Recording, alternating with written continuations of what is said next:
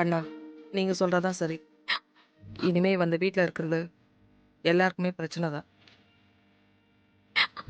நான் இவளை கூட்டிட்டு கிளம்புறேண்ணா. அத்தை.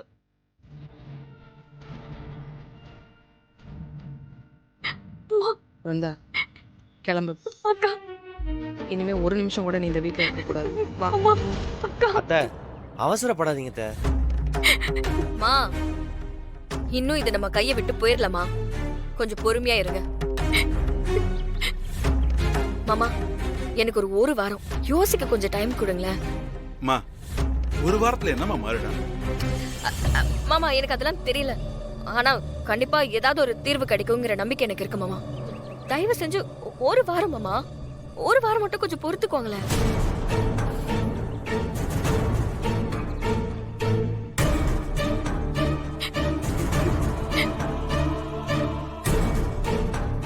அதுக்கப்புறம் உங்க விருப்பம்மா.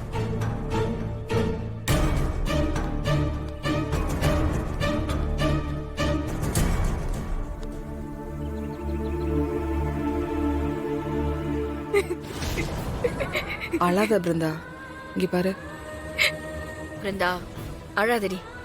மா பிருந்தாவை கூட்டிட்டு போய் சமாதானப்படுத்து. ஏய், அதான் வீரா ஒரு வாரம் டைம் கேட்டிருக்கால, அப்புறம் என்ன? அம்மா நீ கூட்டிட்டு வா. போமா. அத்தை நீங்க வாடி. கூட்டிட்டு போங்க அத்தை. வா. அழாதடி.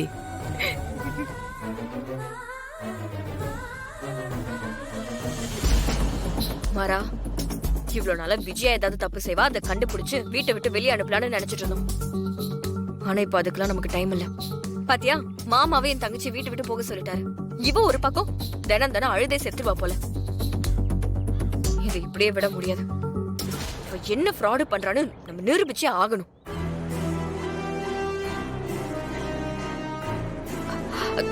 கண்மணி, கார்த்திகடி உள்ளதான் இருக்காரு. ஏய் கார்த்தி, கார்த்தி.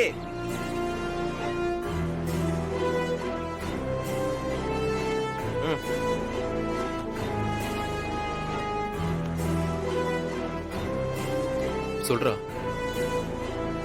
கார்த்தி, கண்மணி, அந்த விஜி கர்ப்பமா இல்லங்கறத நிரூபிக்கிறதுக்கு நீங்க 2 பேரும் தான் எனக்கு ஹெல்ப் பண்ணணும்.